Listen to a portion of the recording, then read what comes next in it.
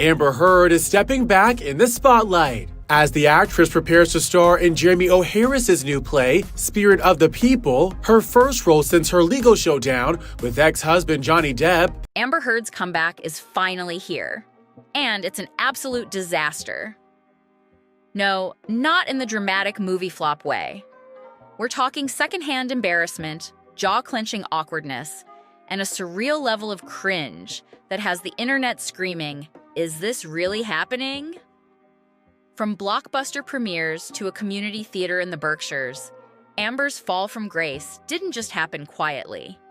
It exploded in slow motion, wrapped in beige jackets, awkward monologues, and theater kids pretending to be rebels.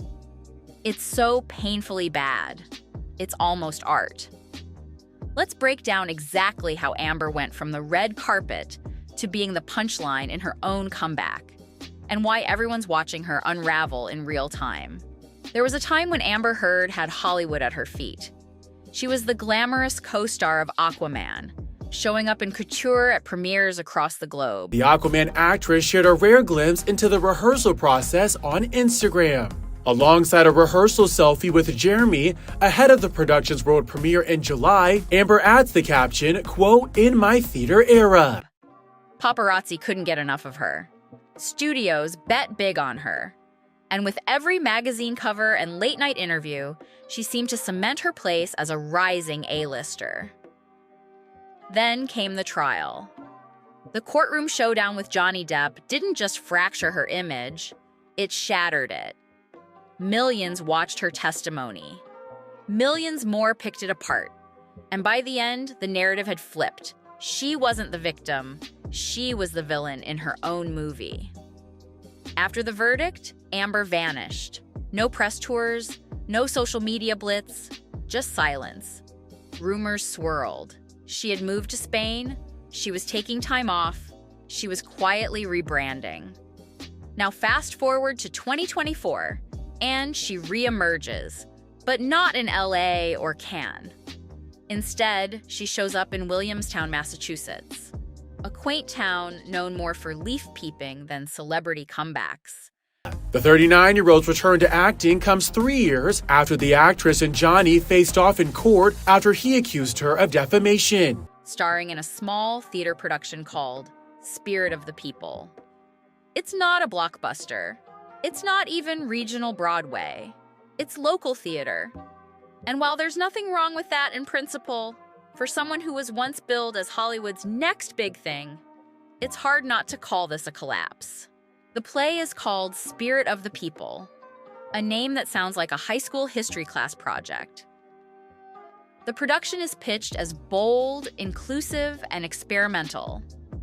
Translation: it's exactly the kind of activism as art theater that thinks it's revolutionary because someone's wearing sandals and yelling at the audience. The cast is a mix of little-known performers and online personalities trying to build their brands. They pose for Instagram photos in mismatched outfits, forming that hyper-stylized, we're so random aesthetic that screams, we're edgy. And Amber? She's listed as one of the cast members, but you'd barely know it. And after being a hot topic of public opinion for the 6-week duration of the trial, where she was found liable for defaming the actor, she wanted nothing more than to focus on her family, including daughter Una Page and newborn twins Ocean and Agnes. She's buried behind the group, both literally and figuratively, in the play's first promo. No star billing, no leading lady energy, no charisma. Just her, hiding behind a man in camouflage shorts, looking more like an assistant than a returning celebrity. Then there's the director, a man best described as if performance art and middle school drama club had a baby. He wears red sandals, shouts like a theater camp counselor, and appears to believe he's pioneering the next wave of radical storytelling. The whole setup? Confusing, disjointed, and begging for someone to step in and say, maybe this isn't the moment for a comeback. But nothing could prepare viewers for the clip. In a promotional video posted on Instagram, the cast attempts to introduce their play. It was meant to be powerful, bold, and attention-grabbing. What it became was the internet's new favorite car crash. It opens with a man, believed to be the director, speaking in a mock, commanding tone. My cast is going to tell you some things about our show, and you're going to listen, and you're going to be nice. Instantly, alarms go off in your head. Is this satire? Performance art? A hostage video? Telling Savannah Guthrie during an interview with Today back in 2022, I'm going to be a full-time mom where I'm not having to juggle calls with lawyers. He singles out an imaginary Kevin, suggesting he's intimidated and needs to be put in his place. It's supposed to be tongue-in-cheek, but instead it lands like a community theater spoof of Whiplash.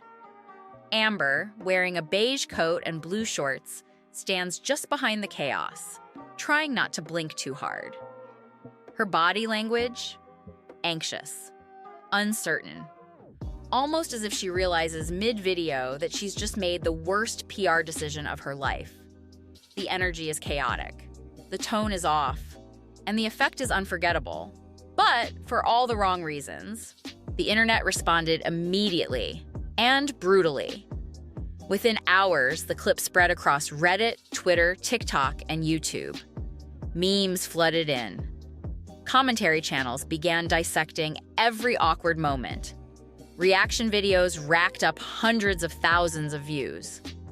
On Twitter, one user asked, "Did I just watch a cult initiation or a play promo?" Another wrote, "This feels like something you'd show to your enemies as psychological warfare." Amber's attempt at delivering Spanish lines became meme material. Her pronunciation was stiff, her delivery lacked conviction, and it only fueled the growing theory that this production wasn't a comeback. And as for what she might tell her kids about what unfolded in the courtroom, Amber explained, "I think no matter what, it will mean something. I did the right thing. I did everything I could do to stand up for myself and the truth." It was a career obituary. Even non-fans chimed in. The general consensus wasn't outrage. It was pity. Amber Heard had returned, but as a punchline. And then people started asking, who is that guy? The man shouting at the camera, wearing camo shorts and red sandals, is allegedly the play's director. And his reputation online, let's just say, it's not helping. Digging deeper, viewers uncovered videos of him doing offbeat performance pieces, some involving strange monologues, erratic dancing, and meta-commentary that makes you feel like you're trapped in an experimental art school audition. He's the kind of creator who thrives on discomfort and confusion, traits that might work in niche TikTok circles, but crash and burn when combined with a disgraced actress trying to rehab her image. His attempt to go viral with a bold promo succeeded, just not in the way anyone wanted. Instead of buzz, it sparked ridicule. Instead of intrigue, it summoned discomfort. And Amber Heard?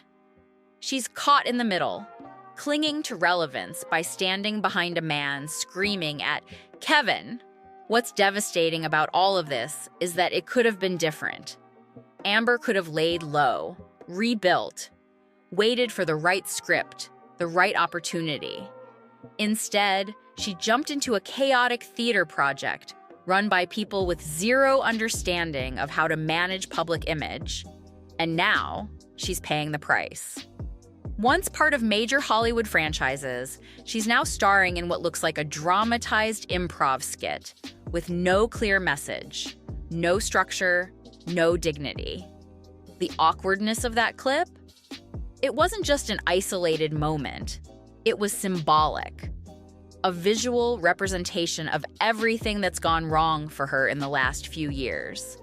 And worse, it proved that even in her comeback, she still doesn't understand what the public really sees when they look at her. Let's not sugarcoat this. Amber Heard wasn't just involved in a personal scandal.